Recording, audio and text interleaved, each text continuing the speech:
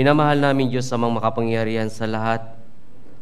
Panginoon, salamat po sa dakilang kaligtasan na ibinigay niyo po sa amin at maraming salamat po sa pag-ibig niyo po sa amin, Panginoon. Naramdaman po namin yung pag-ibig na ito nung pinaunawa niyo po sa amin yung sakripisyo niyo sa cross at nagdanak ang iyong malagang dugo para sa kabayaran at kalinisan ng aming mga kasalanan. Ang lahat ng mga hagupit na nangyari sa iyo ay pinaramdam niyo po sa amin yung tunay na pag-ibig po ninyo. Kaya narito po kami ngayon upang magtipon-tipon at pagsalusaluhan ng iyong banal na salita at tulungan niyo po kami, Panginoon, na maihanda yung aming mga puso sa iyong banal na salita at ipaunawa niyo po sa amin yung mga bagay na nais niyo pong sabihin sa amin at i-apply namin sa pang-araw-araw naming pamumuhay. Sa kabila ng kahirapan dito sa mundong ito, Panginoon, kami po ay bilang iyong mga anak na nanatili sa mundong ito, ay nakakaranas ng mga kapighatian, kahirapan, at mga pagdurusa sa mundong ito.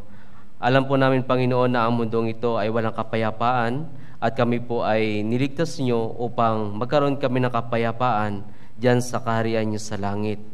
Kaya patuloy po kami nananatili sa iyong piling upang patuloy po naming makapaglingkod po sa iyo, Panginoon, at sa kabila ng pag-ibig niyo sa amin ay pinaparamdam niyo pa rin hanggang ngayon, Panginoon. Kaya dinadalangin namin yung mga kapatiran na sila po ay dumadaan sa iba't ibang uri ng mga kahirapan at pagsubok sa kanilang buhay Kristiyano, o kung sila man ay mayroong mga sakit na karamdaman sa kanilang pisikal na pangangatawan, hipuin niyo po ito, Panginoon, at palakasin sila at sana muli namin silang makasama sa gawain na ito. Dinadalangin din po namin, Panginoon, na malapit na rin po yung New Year Retreat. Naway gabayan niyo po kami, pangunahan niyo po kami sa banal na gawain na ito. Sa pagtatapos ng taon na ito, Panginoon, ay tulungan niyo po kami na makaahon kami sa lahat ng mga pagsubok sa aming buhay. At tulungan niyo rin po kami sa taong 2026 na magampanan namin yung tungkulin at magampanan namin yung ipinagkaloob niyo pong ministry sa amin, Panginoon, na ipangaral ang banal na salita at ang Ebanghelyo sa lahat ng mga naliligaw na kaluluwa upang sila din po, Panginoon, ay makatanggap at makaunawa ng tunay na kaligtasan at pag-ibig niyo po, Panginoon. Kaya sa oras na ito, lahat ng mga brothers and sisters na yumuyuko sa iyong harapan, meron po silang mga panalangin sa iyong pangalan, Panginoon, at ikaw po ang nakakaalam ng lahat ng ito. Ikaw po nawa ang sumagot ng kanilang panalangin at taos puso po silang lumalapit sa iyong harapan at sa iyong pangalan, Panginoon. Kaya sa oras na ito, patuloy po kaming nananalangin na samahan niyo po kami at pususan niyo po kami ng iyong banal na Espiritu na pagsalusaluhan po namin ang iyong banal na salita. Ito po yung aming panalangin sa pangalan ng iyong anak na si Jesus, na aming Panginoon at tagapagligtas. Amen. Okay, para po sa salita ng Panginoon na pagsalusaluhan natin ngayon, so buksan po natin yung ating Biblia sa aklat po ni Mateo, chapter 8. Sa aklat ni Mateo, chapter 8.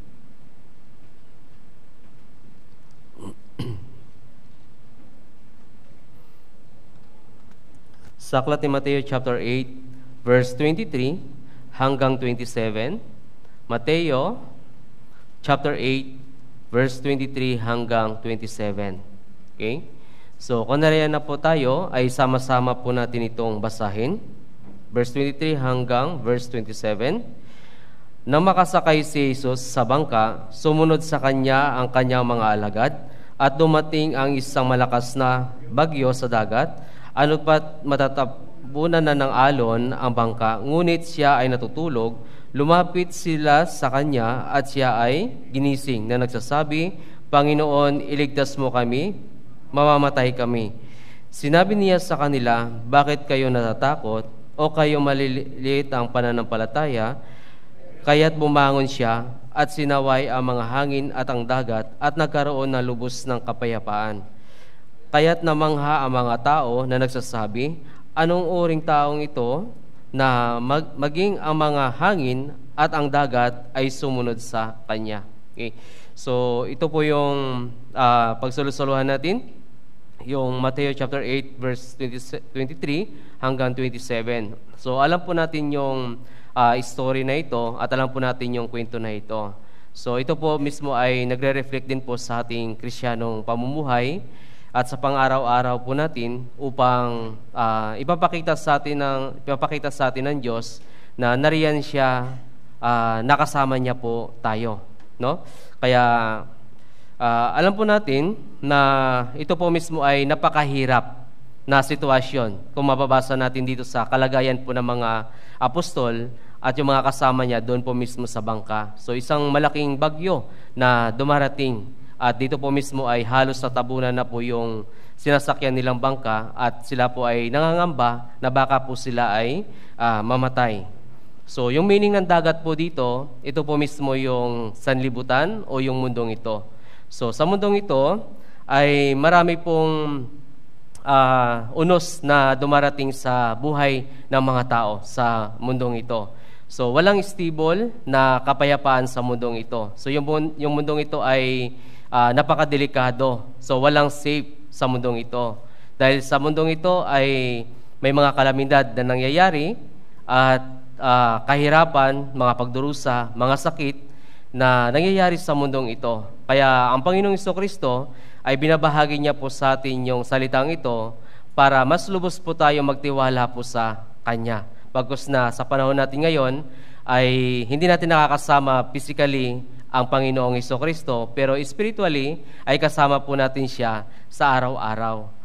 Kaya kagaya din po ng mga alagad niya ay dumaraan din po sa mga matinding mga paghihirap sa kanilang ministry, di ba ho? So yung dagat, minsan banayad po yung dagat. Minsan may sobrang maalon at kapag may dumarating na bagyo ay sobrang mataas. So sa Christian life natin ay pabigat na pabigat din po yung nangyayari sa buhay natin habang tayo po mismo ay lumalakad sa daan ng Panginoon. So kapag tayo po mismo ay lumalakad sa daan ng Panginoon, syempre tayo din po mismo ay sinusubok din po yung pananampalataya natin at yung talagang nagtitiwala tayo sa Panginoon.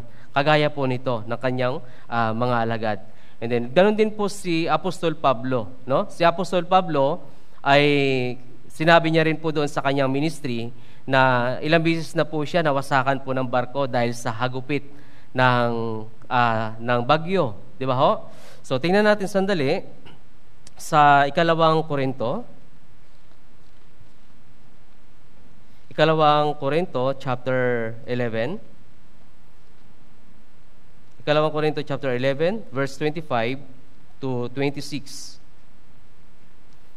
Ikalawang Korinto, chapter 11, verse 25 hanggang 26. So, babasahin ko po.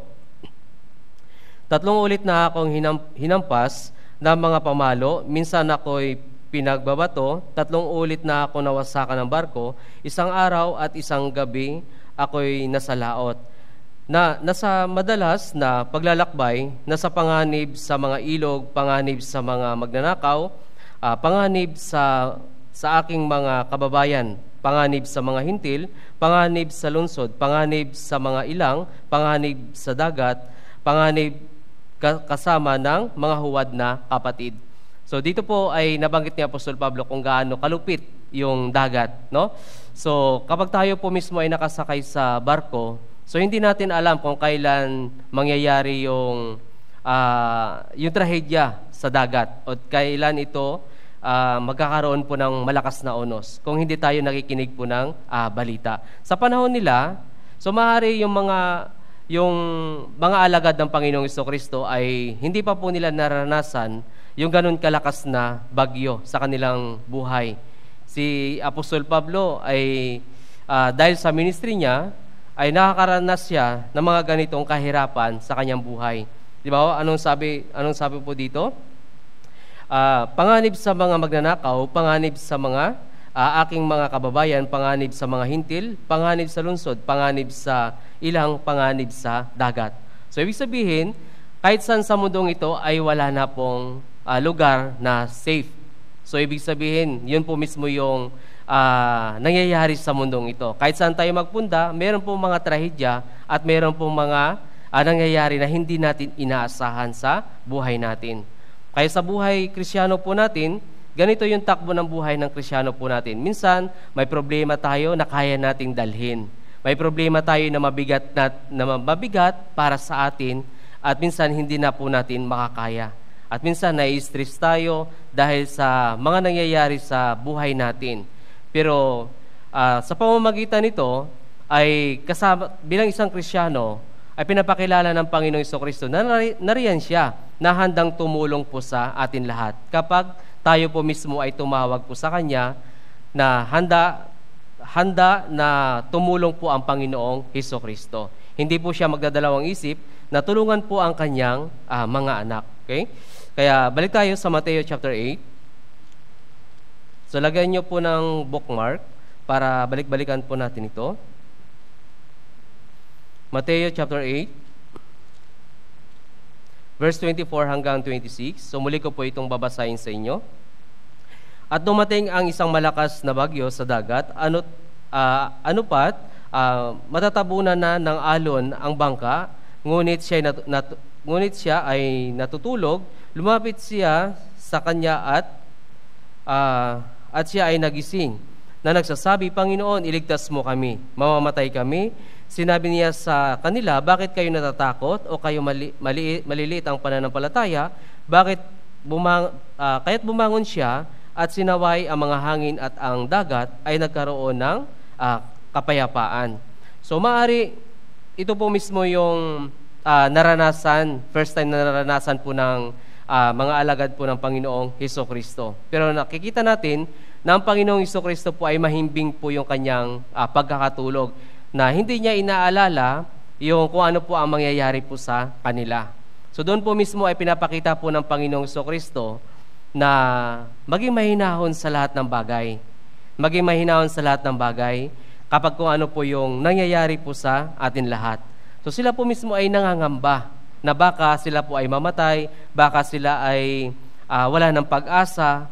Pero doon po mismo, nung ginising nila ang Panginoong Jesucristo, ano pong sabi ng Panginoong Jesucristo? Bakit kayo natatakot? No, bakit kayo natatakot? Kaya ganoon din po sa atin, kaya tayo po mismo ay dumadaan din po sa ganitong matinding unos sa buhay ho natin. So, tayo po mismo ay sinasabihan din po ng Panginoong Jesucristo na bakit kayo natatakot? Nandito ako, nahanda akong tumulong sa inyo. No? Kaya yun po mismo, sa mundong ito, sabi ko ay hindi na po safe yung mundong ito. Kaya ang Panginoong Jesucristo, pumarito siya para iligtas tayo. Kasi ang mundong ito, alam natin na papunta na po ito sa pagkawasak at papunta na po ito sa paghuhukom ho ng Diyos. Kaya sa panahon natin, marami pong mga pagdurusa, kahirapan.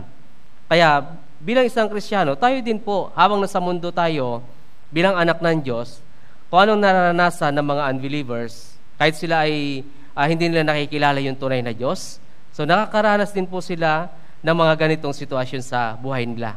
Pero tayo po mismo, bilang anak ng Diyos at may relasyon na sa Panginoon, wag po tayo magdadalawang isip na lumapit po sa Panginoon. No, wag po tayo magdadalawang isip na lumapit po sa Panginoon. So ano po yung mga unos na dumarating sa buhay natin? So yung mga unos na dumarating sa buhay natin, ito po mismo yung mga problema, kahirapan, mga panunukso, and then duda, galit, puot, no, mga pag-uusig. Di ba? Ito po yung mga unos na nangyayari sa buhay natin. So meron pang mas matinding unos na darating.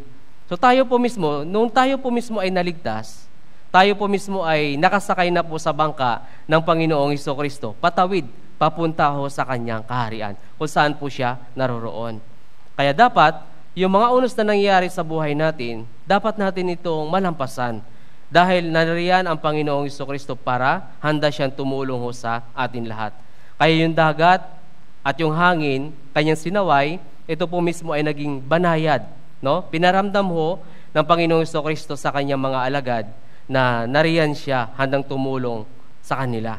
So ibig sabihin din na tayo din po mismo bilang anak ho ng Diyos at nakaunawa ng tunay na kaligtasan, So doon po mismo, pinaparamdam niya rin ho sa atin yung tunay na pag-ibig niya sa atin lahat. Na ibig sabihin, kasama natin ang Panginoong Hesukristo. Kasama natin ang Diyos sa buhay ho natin. Kaya, yung kwento ni David, di ba si David, siya po mismo ay hinahabol din po ng kamatayan. Hinahabol siya ni Saul kahit saan siya pumunta. Di ba? Kaya saan ho siya nagtitiwala? Sa Diyos po siya mismo nagtitiwala. So tingnan natin sa awit 118. Awit 118. Verse 5. Awit 118. Verse 5 hanggang verse 7. So sabi ho dito, tumawag ako sa Panginoon, mula sa aking pagkabalisa, sinagot ako ng Panginoon at inilagay ako sa maluwag na dako. Ang Panginoon ay para sa akin. Hindi ako matatakot anong magagawa ng tao sa akin. Ang Panginoon ay kakampi ko kasama ng mga tumutulong sa akin. Ako'y titinging may pagtatagumpay sa mga napupuot sa akin. So saan po lumalapit po si David? Sabi dito, lagi siya tumatawag sa Panginoon. Lagi siyang tumatawag sa Panginoon sa lahat ng mga kabalisahan na nangyayari sa kanyang buhay. Sa lahat ng kabalisahan. Tayo din, may mga kabalisahan tayo na nangyayari sa buhay natin. Saan po tayo tatawag? Hindi ho sa tao, hindi sa kapitbahay, hindi sa kaibigan. Kundi sa Diyos po tayo lalapit. So sa araw-araw ng buhay natin, may kanya-kanya tayong kabalisahan na nangyayari sa buhay natin. Di ba ho? Kaya dito, kailangan tumawag ho tayo sa Panginoon. Kaya si David, yung nangyayari sa kanya habang hinahabol siya ng kamatayan, sa Diyos lamang po siya lubos na nagtitiwala. Kaya ganun din po tayo, dapat kung ano ang mangyayari ho sa buhay natin dito sa mundong ito, sa Diyos lamang po tayo magtiwala hanggang sa ikalawang pagbabalik ho ng Panginoong Hesukristo at hanggang makaharap tayo sa harapan ho ng Diyos. And then, kaya sabi dito, ang Panginoon ay para sa akin, hindi ako matatakot. No? Hindi ako matatakot. Yun ang sabi ni David. Dahil yung pananampalataya niya, lubos siyang nagtitiwala sa kakayahan ho ng Diyos. Lubos siyang nagtitiwala. Kaya yung mga alagad ho ng Panginoong Hesukristo, pinakita niya yung tunay na kapangyarihan ho ng Diyos sa pamamagitan ho ng Panginoong Hesukristo. Siya ho ang gumawa ng mundong ito. Siya po ang naglikha ng mga bagay na nakikita natin sa mundong ito. Siya ang nagpo-provide ng pangangailangan natin sa pang-araw-araw. Kaya bakit ho tayo matatakot? Saan ho tayo dapat tumawag? Kung tumawag tayo sa Diyos na buhay at sa Diyos lamang, doon tayo magkakaroon ng kapayapaan. Kaya sabi dito sa verse 7, ang Panginoon ay kakampi ko kasama ng mga tumutulong sa akin. So sino ho ba ang katulong natin? Sino ho ba ang kakampi natin? Ang Diyos po mismo ang kakampi natin. Sino ang katulong natin? Bawat isa, yung mga brothers and sisters ay siyang tumutulong din ho sa atin. Sa pagpapalago ho ng pananampalataya, pagpapalago ho ng ating Christian life. So doon po mismo ang bawat isa ay dapat magkakampi-kampi at magtutulungan sa gawain sa Panginoon at sa Diyos lamang po ay lubos na magtitiwala. So, balik ho tayo sa Mateo chapter 8. Mateo chapter 8.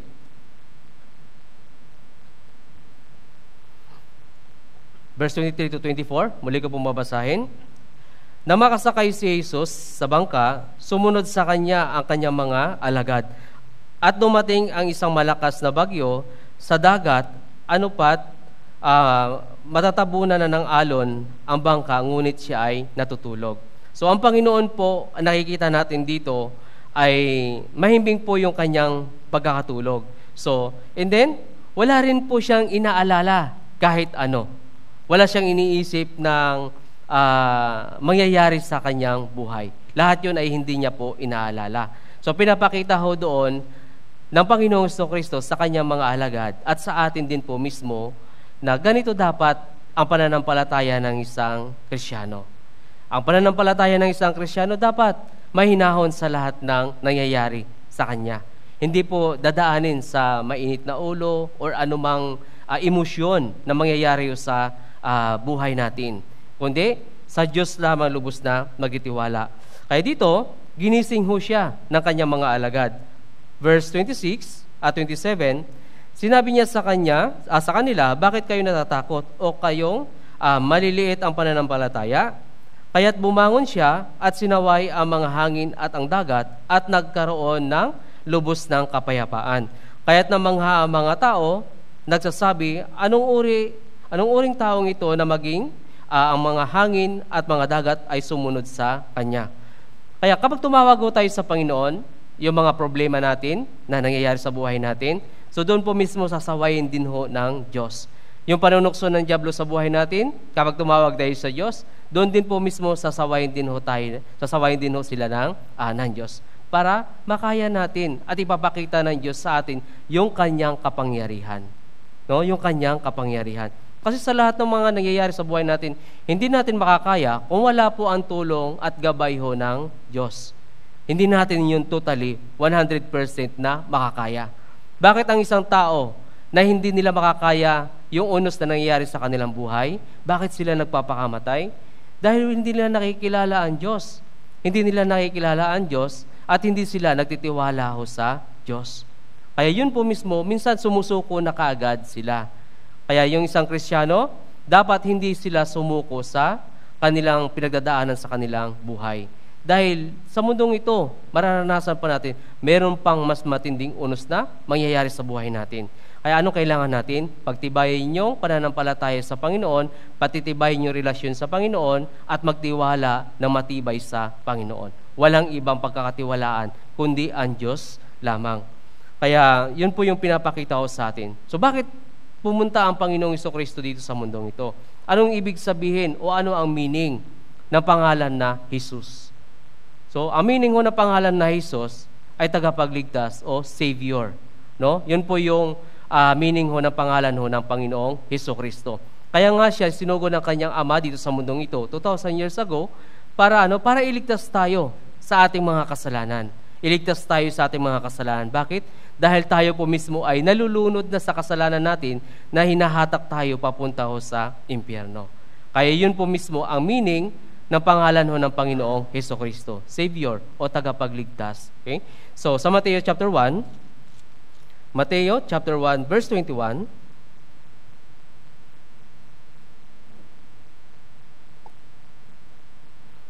so basahin natin ng sama-sama. Siya'y manganganak ng isang lalaki at ang pangalang itatawag mo sa kanya ay Jesus, sapagkat ililigtas niya ang kanyang bayan sa kanilang mga kasalanan. So, yun po mismo yung meaning ng pangalan ng Panginoong Jesucristo. So, Savior o tagapagligtas. So, bago tayo sumakay ho sa bangka ng Panginoong Jesucristo, lahat yun ay kanyang nilinis na. Nilinis niya ang lahat ng ating mga kasalanan. So, ibig sabihin, pag sumakay tayo doon, safe na tayo, hawak na tayo ng Diyos, na wala na dapat anumang alalahanin sa buhay natin. Kasi siya lahat ang magpo-provide, siya lahat ang magpo-protekta ho sa atin lahat.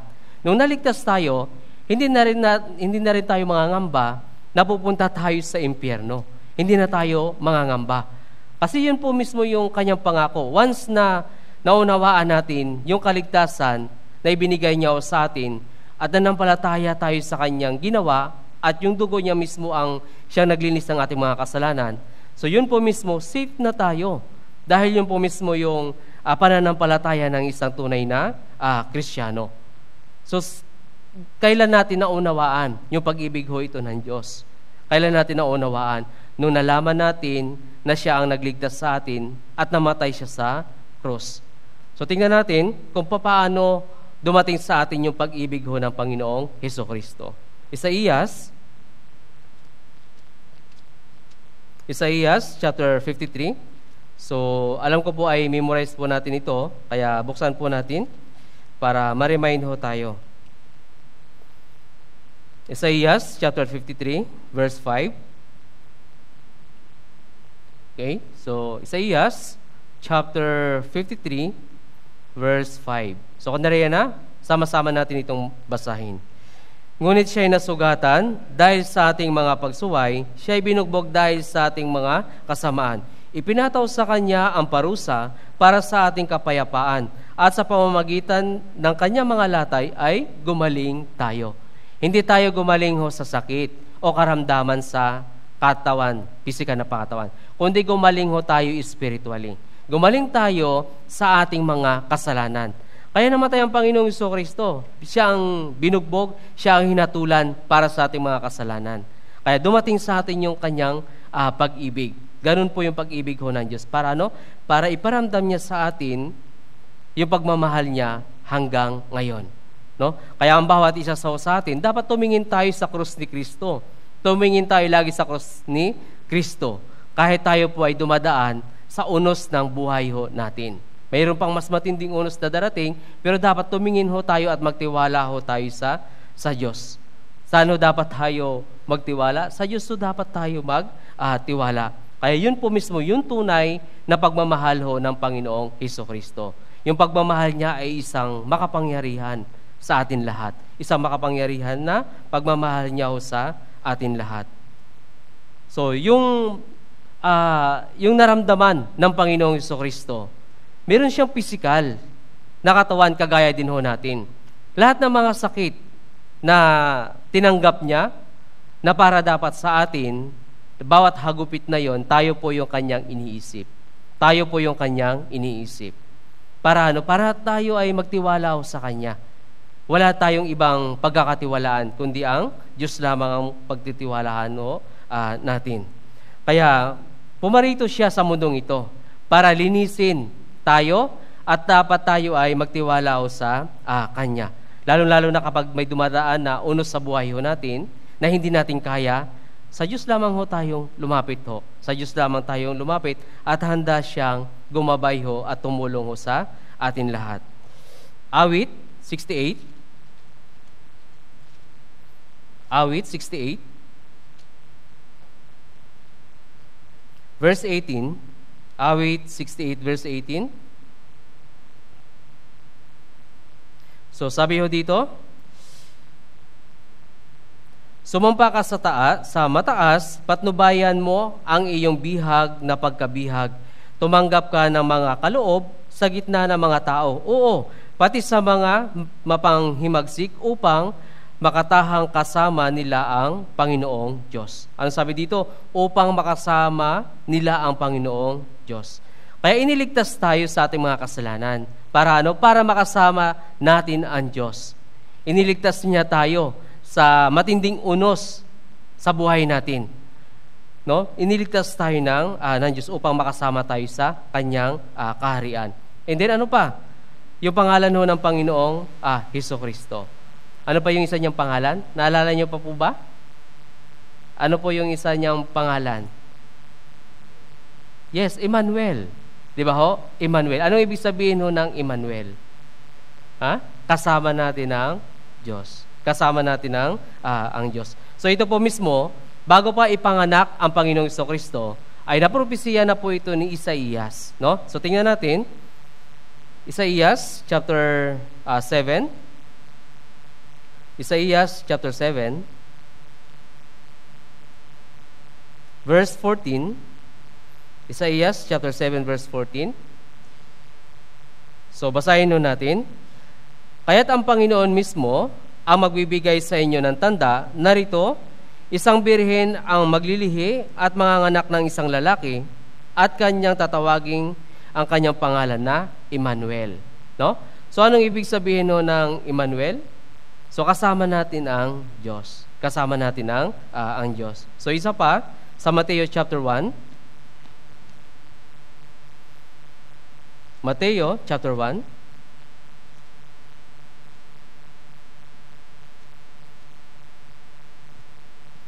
Mateo chapter 1 verse 23. Mateo chapter 1 verse 23. Okay? Kung nariyan na, basahin din po natin. Verse 23. Narito, magdadalang tao ang isang birhen at manganganak ng isang lalaki at ang pangalang tatawag nila sa kanya ay Emmanuel, na ang ibig sabihin ay kasama natin ang Diyos. Yes.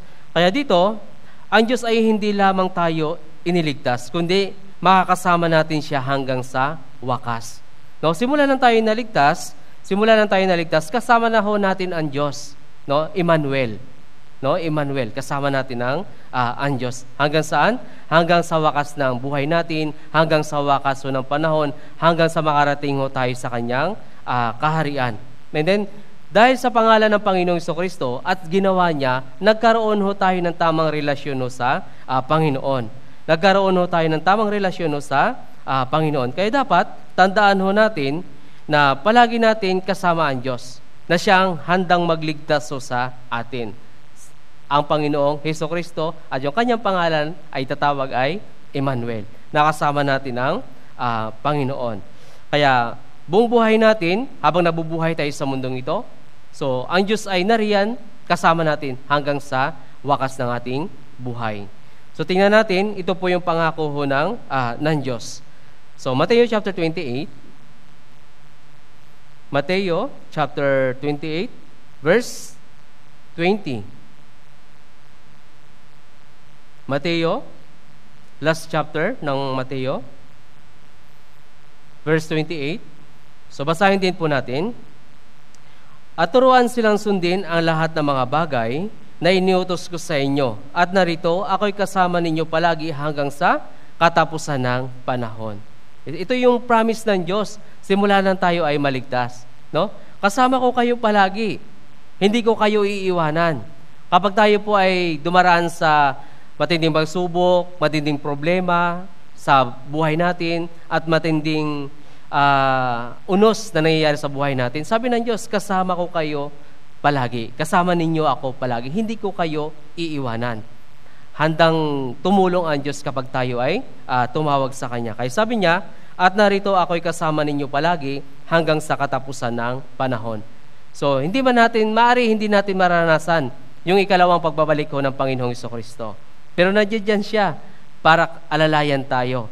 Maaari tayo po mismo ay haharap na hindi natin maranasan yung rapture, maranasan natin yung kamatayang pisikal. So doon po mismo ay dadalhin tayo ng Diyos sa kanyang kandungan, sa kanyang harapan para tayo ay pagagalingin sa lahat ng karamdaman natin. Kaya yung Diyos, nariyan siya para gabayan at tulungan po tayo. Kaya tayo po, bilang anak ho ng Diyos, dapat tayo po mismo ay maghintay na mayroon pong pagtitiis sa Panginoon. So kailangan, matutunan natin na maghintay ho tayo sa Diyos. Habang naghihintay tayo, ganito ho yung nating ginagawa. Makinig tayo ng salita niya. Habang naghihintay tayo, meron tayong fellowship. Mas maganda ho na bumalik ang Panginoong Jesucristo kapag tayo po mismo ay nasa kanyang banal na gawain. Kagaya nito. So, maaari mamaya darating ang Panginoong Jesucristo. So, maaari habang nag-fellowship po tayo, dumating ang Panginoong Jesucristo. Maaari habang naglalans tayo, dumating ang Panginoong Jesucristo. Kaya dapat, ang sikreto sa buhay natin, habang lumago tayo sa pananampalataya natin at sa ating Christian life, kasama natin ang Panginoong Jesucristo. Doon po mismo, lalago ho yung ating pananampalataya at lalago ho yung ating Christian life. So ano po yung sikreto po ni Enoch?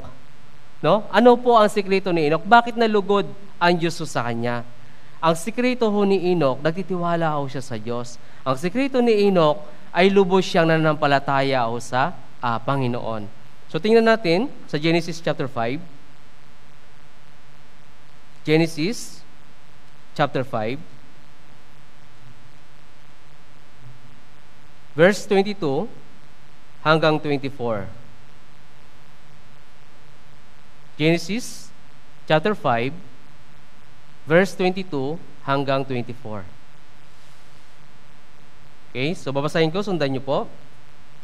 Lumakad si Enoch na kasama ng Panginoon pagkatapos na ipanganak si Metusalem ng 300 taon at nagkaanak pa siya ng mga lalaki at mga babae, at ang lahat ng mga araw ni Enoch ay 365 taon. Lumakad si Enoch na kasama ng Diyos at hindi na siya natagpuan sapagkat siya'y kinuha ng Diyos. So dito po mismo, yung Christian life ni Enoch, so kasama niya ang Diyos sa mahabang panahon. So 300 years. Kasama ni Enoch ang Diyos. Lubos siyang nagtitiwala ho sa Diyos. Hindi ho nagbago yung kanyang pagtitiwala sa Diyos.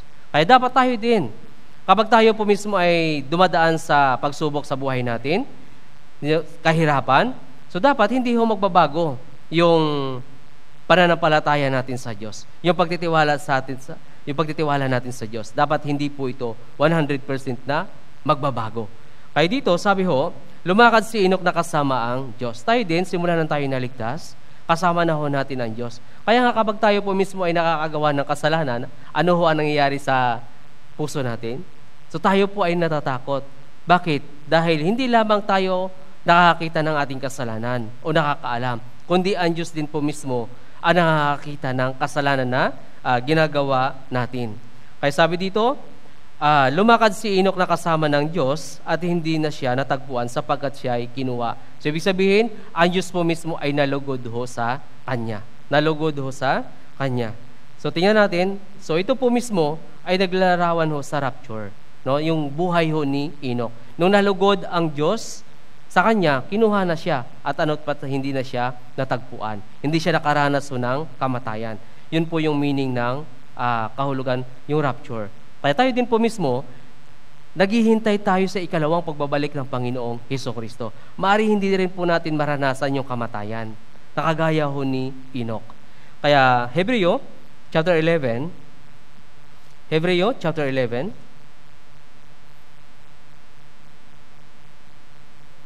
verse 5. Hebreo chapter 11 verse 5. Sa New Testament po, Hebreo chapter 11 verse 5. Okay? So kanariyan na, sama-sama natin basahin. Sa pananampalataya, si Enoch ay dinala pa itaas, ano't pat hindi niya naranasan ang kamatayan.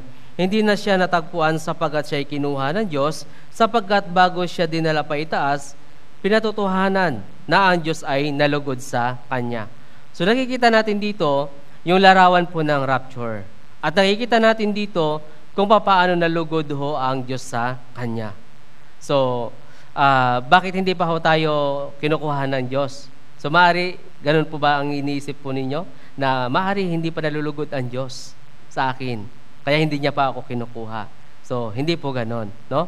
Hindi po ganon. So, ito po mismo ay pinapakita ng Diyos sa atin kung paano ho dapat lumakad na kasama ang Diyos. So, ibig sabihin, dapat nalulugod ang Diyos habang lumalakad tayo sa Kanyang harapan.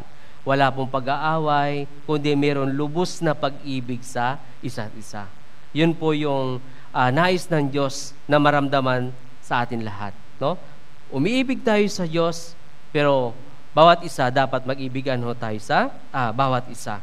Kaya dapat dito, kung bakit lumakad ho ng ganon si Enoch, iningatan niya yung kanyang pananampalataya, bagkus na iningatan niya rin po yung kanyang Christian life. Yung Christian life niya na paglalakad araw-araw sa buhay na kasama yung Diyos.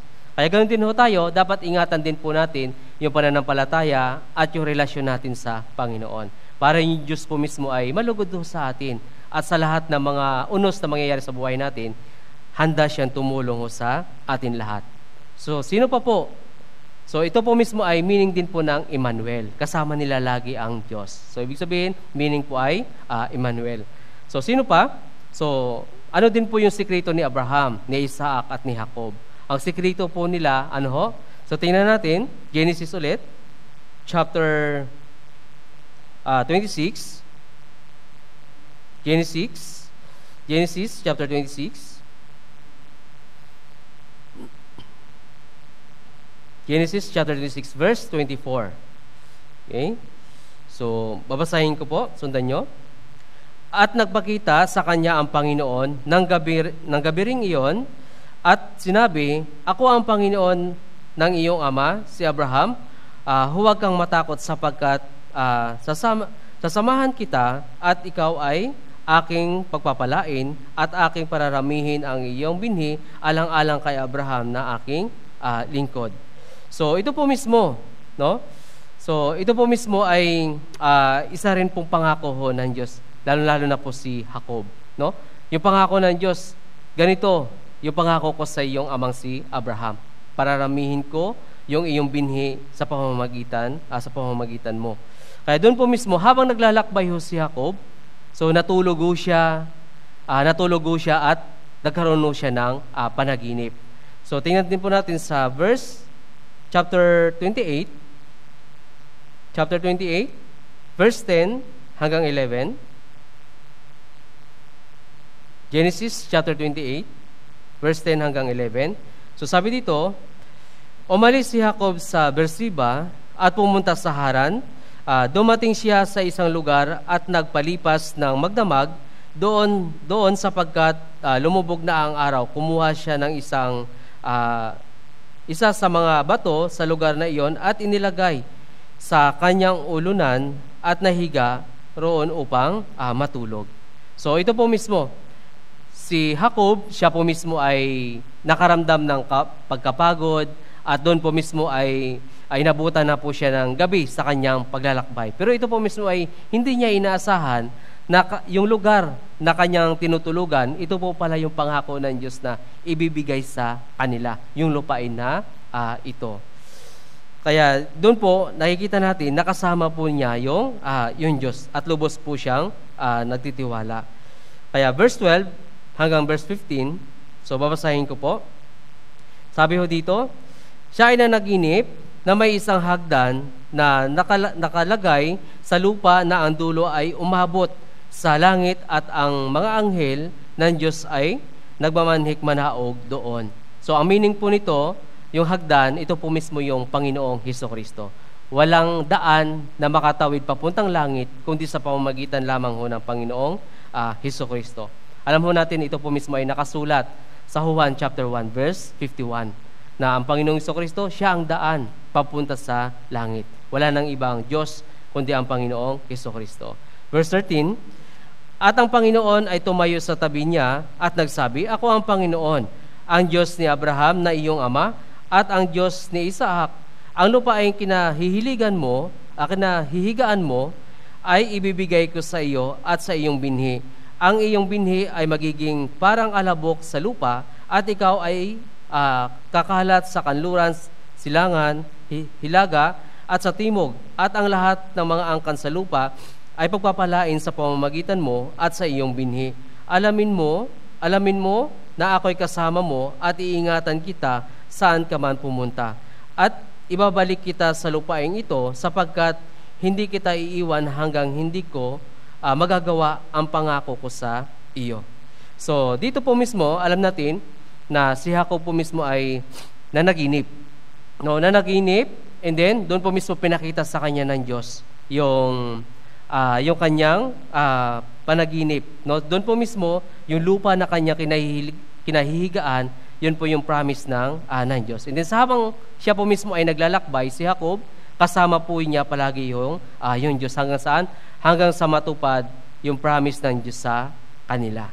Yung promise po ng Diyos sa kanila. Kaya ganoon din po sa atin, sa buhay Kristiyano natin. Habang tayo po mismo ay naglalakbay, so doon po mismo kasama po natin ang Diyos. Kasama natin ang Diyos, and then saan ho ang pangako ng Diyos? Kasama ng Diyos, doon po mismo ang pangako ng Diyos, doon po mismo sa kaharian niya sa langit. Tayong lahat. Hindi niya ang pangakong ito, yung lupang ito ay hindi ito pangako ng Diyos. Kundi ito po mismo ay, ang lupang ito ay hahantong sa paghuhukom ng Diyos. Kundi ang promise niya, hanggang makarating tayo doon po mismo sa kanyang kaharian. Kaya sabi dito, alamin mo na ako'y kasama mo at ingatan kita saan ka man pumunta. So, verse 15, sabi ho dito, ibabalik kita sa lupaing ito sapagkat hindi kita iiwan hanggang hindi ko nagagawa ang ipinangako ko sa iyo. So, ganoon din po ang Panginoong Hesukristo. Siya din po mismo ay yung pangako niya sa atin, kasama niya tayo, dadalhin niya tayo sa lupain. Sa lupain na doon po mismo sa kanyang kaharian. Kaya lubos po dapat tayo magtiwala. Dapat ingatan natin yung ating Christian life, ingatan natin yung pananampalataya natin sa harapan ho ng Diyos. Kaya habang naglalakbay ho tayo na nakasakay sa bangka ho ng Panginoong Hesukristo, so doon po mismo ay sabi, ingatan natin yung ating pananampalataya. Ingatan natin yung ating Christian life. Sa Christian life natin, sumarami hong dumaraan na tukso sa buhay ho natin. Minsan yung Christian life natin, bumabagsak. Minsan yung Christian life natin, mas lalo pang lumulubog ng lumulubog. Hanggang ano? Hanggang makakalimutan natin ang Diyos. Nakasama natin. Pero dapat natin ingatan yung pananampalataya at yung relasyon natin sa Panginoon. Simula nang tayo ay naligtas. No? Simula nang tayo naligtas, ingatan natin yung relasyon natin sa Panginoon. Kasi yung Diyos, tinipon niya tayo. Dahil tayo po mismo ay naligaw sa mundong ito na hindi natin nakikilala yung tunay na Diyos.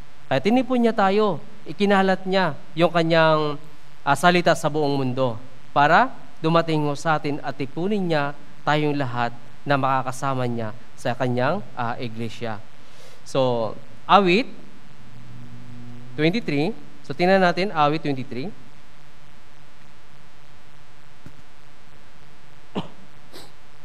Awit 23.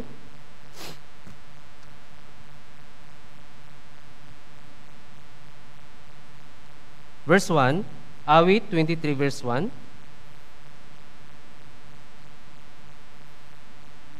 Awit 23 verse 1. So, kadalayan na, basahin din po natin.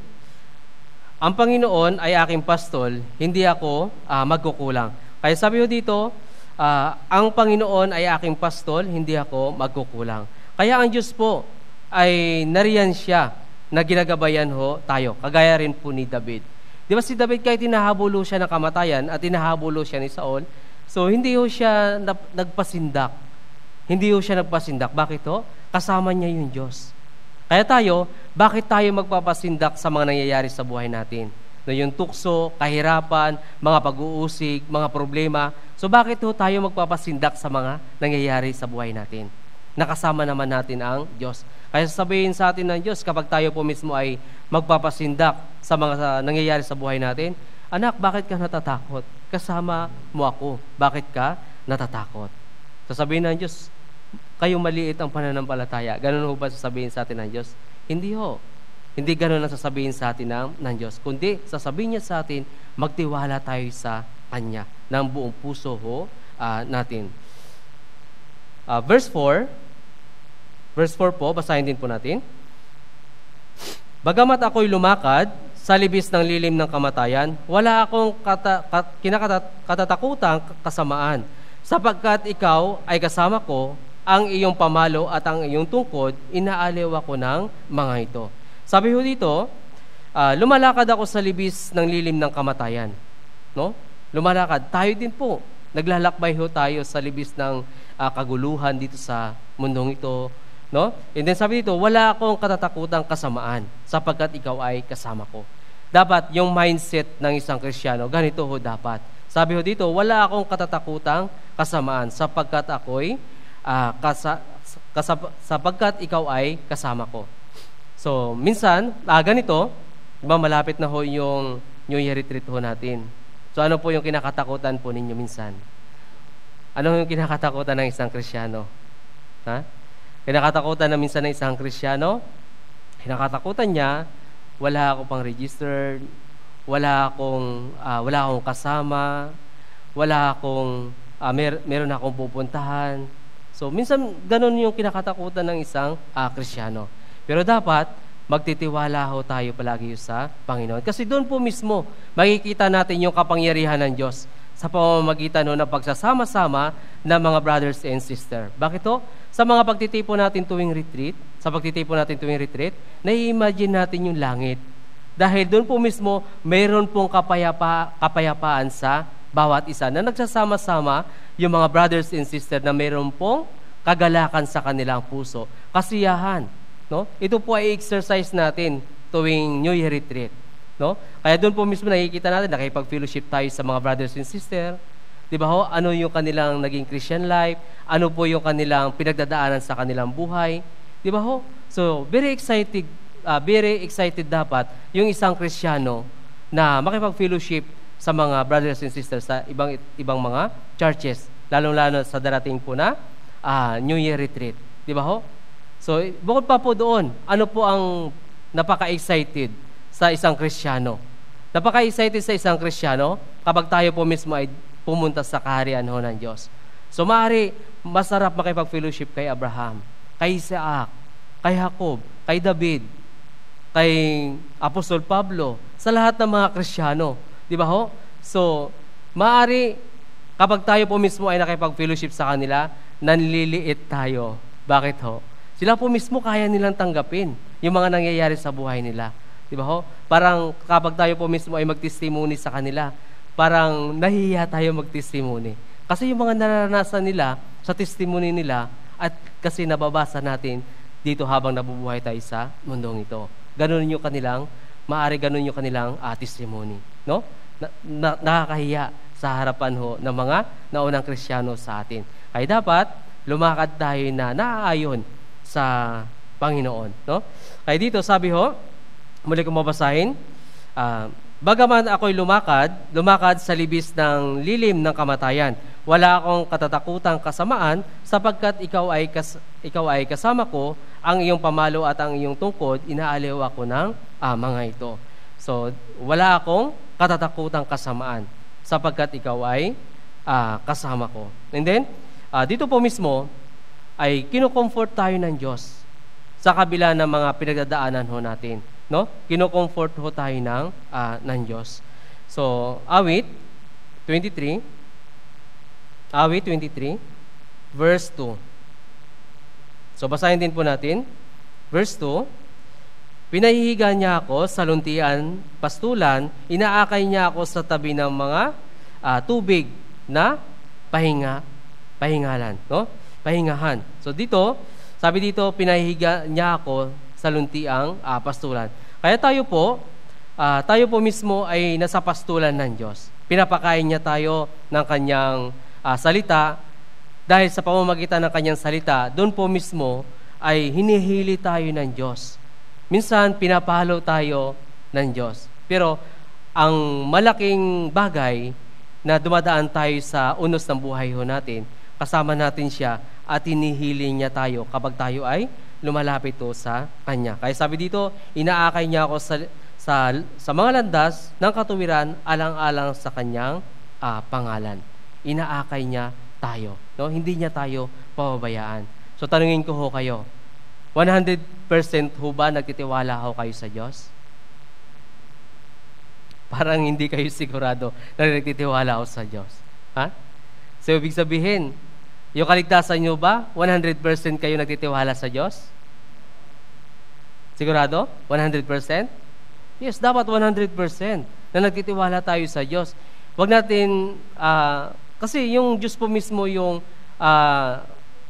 dumadaan. No? Siya po mismo yung umaakayo sa atin. No? Kaya dapat 100% na magtitiwala tayo sa Panginoon. Kahit ano man po ang mangyayari sa buhay natin. Kasi sa mundong ito walang kasiguraduhan na safety sa mundong ito. Di ba ho? Tingnan natin yung mga nangyari doon sa Bohol. Di ba? Sila po mismo ay dumaan din sa lindol and then meron pa po mga bagyo. Di ba ho? Kaya doon po mismo ay dapat magpapasalamat tayo sa Panginoon. Magpasalamat tayo sa Panginoon dahil hindi na natin naranasan yung mga ganun nangyayari sa kanila. No? Kaya dapat lubos na magtitiwala sa Panginoon at magpapasalamat sa Panginoon. Verse 6, basahin din po natin. Tiyak na ang kabutihan at kaawaan ay susunod sa akin sa lahat ng mga araw ng aking buhay. At ako'y maninirahan sa bahay ng Panginoon magpakailanman. So habang nabubuhay tayo sa mundong ito, sabi, tiyak na ang kabutihan at kaawaan ay susunod sa akin sa lahat ng mga araw ng aking buhay. So dapat kabutihan, no, kaawaan ng Diyos, dapat mananahan sa atin lahat. Kaya dito sa langit, sabi niya, ako'y maninirahan sa bahay ng Panginoon magpakailanman. So habang nabubuhay tayo dito, magkakasama tayong nakikinig ng kanyang salita, iniipon tayo ng Diyos tuwing Sunday, tuwing fellowship.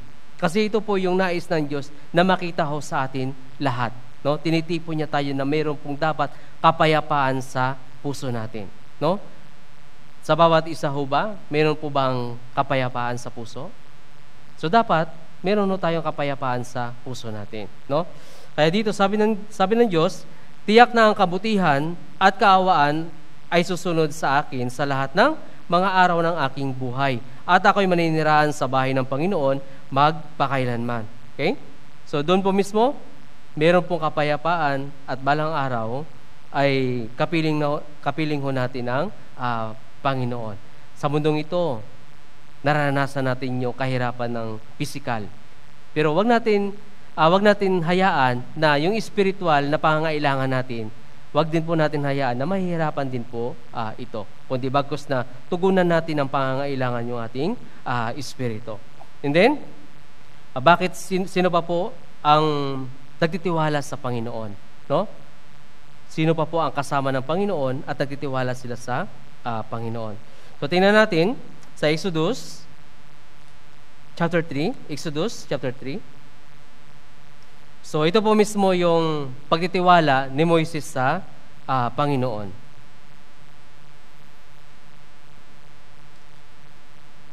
Exodus chapter 3.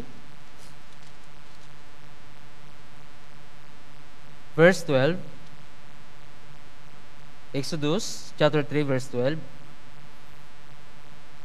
So sabi ho dito, kanyang sinabi, ako'y makakasama mo at ito'y magiging tanda sa iyo na ikaw ay aking sinugo kapag iyong inilabas na sa Ehipto ang bayan, sasabihin ninyo ang Diyos sa bundok na ito.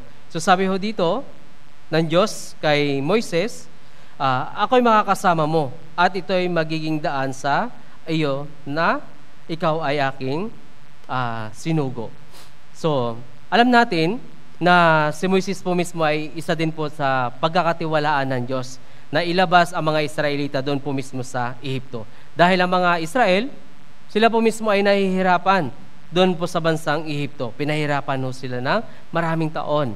Kaya doon po mismo sinugo ng Diyos, ilabas mo yung aking mga bayan at ikaw sa pamamagitan mo ay makakasama kita at ipapakita ko yung kapangyarihan ko sa inyo. So maraming yung kapangyarihan sa pamamagitan ho ni Moises na ginamit ho ng Diyos. So meron pong 10 salot. Kaya doon po mismo, yung paraon ay pumayag na ho na umalis na ho sila at pumunta na ho sa lupain na ipangako ho ng Diyos sa kanila.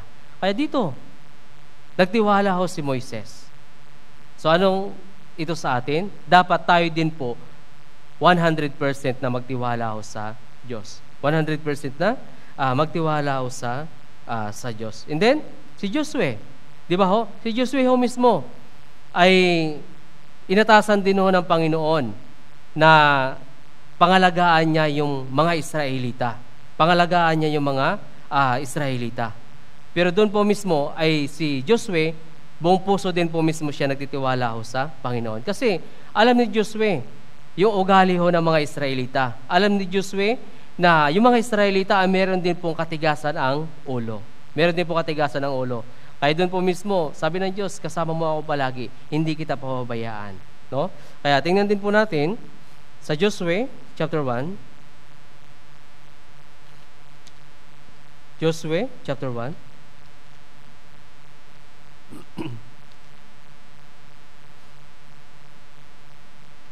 Josue chapter 1, verse 1 hanggang 5. So babasahin ko, sundan niyo po. Josue chapter 1, verse 1 hanggang 5.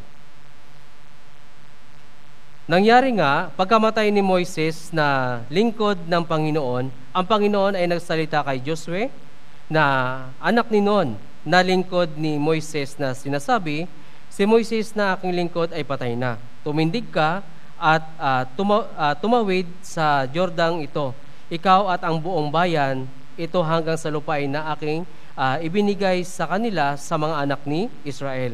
Bawat dakong tungtungan ng talampakan ng iyong paa ay naibigay ko na sa inyo, gaya ng sinabi ko kay Moises, mula sa ilang at sa Libanon na ito hanggang sa malaking ilog ng Euphrates, sa buong lupain ng mga Hitiyo at hanggang sa malaking dagat sa dakong nilulubugan ng araw at magiging iyong nasasakupan. So verse 5, basahin natin.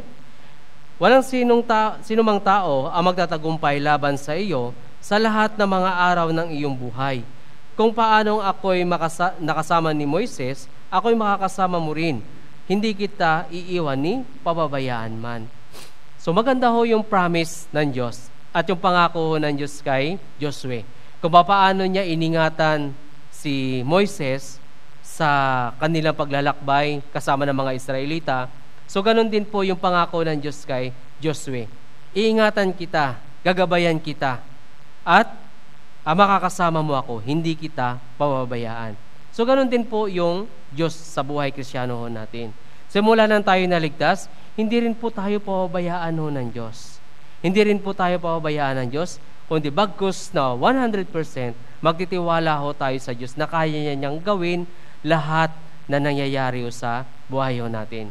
No? Tayo man po mismo ay may sakit physically, pero dapat spiritually 100% magtiwala ho tayo sa Panginoon. Kasi alam natin na ang katawan nito, kahit hindi man Kristiyano man, makakaranas pa rin ho ng sakit at kahirapan physical. Pero spiritual, dapat doon po mismo maging maayos ho spiritually yung kalagayan natin sa Panginoon. No? Maging maayos po spiritually. Kaya iyon po mismo yung pangako ho ng Diyos sa atin. Kasama natin ang Diyos. Emmanuel. No? Emmanuel. Kasama natin ang Diyos. So, sa last, Mateo, balik ko tayo sa main verse natin. Mateo, chapter 8, verse 24 hanggang 26. Mateo chapter 8, verse 24 hanggang 26. So, basahin din po natin. At dumating ang isang malakas na bagyo sa dagat, ano pat matatabunan na ng alon ang bangka, ngunit siya ay natutulog, lumapit sila sa kanya at siya ay ginising. At nagsasabi, Panginoon, iligtas mo kami, mamamatay kami. Sinabi niya sa kanila, bakit kayo natatakot? Kayo maliit ang pananampalataya. Kaya't bumangon siya at sinaway ang mga hangin at ang dagat at nagkaroon ng lubos na kapayapaan. So tandaan ho natin, mga brothers and sisters, na ang Diyos po ay nariyan, no? Kasama natin sa araw-araw, kahit ano man po yung ating ginagawa. May problema tayo, may mga unos na dumarating sa buhay natin. So, bantayan natin yung Christian life natin, na dapat maging matibay ho ito, di ba?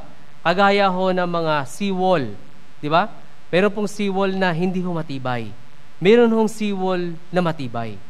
So, dapat tingnan natin yung materyales, kung ano ho yung maganda para ho sa Christian life natin.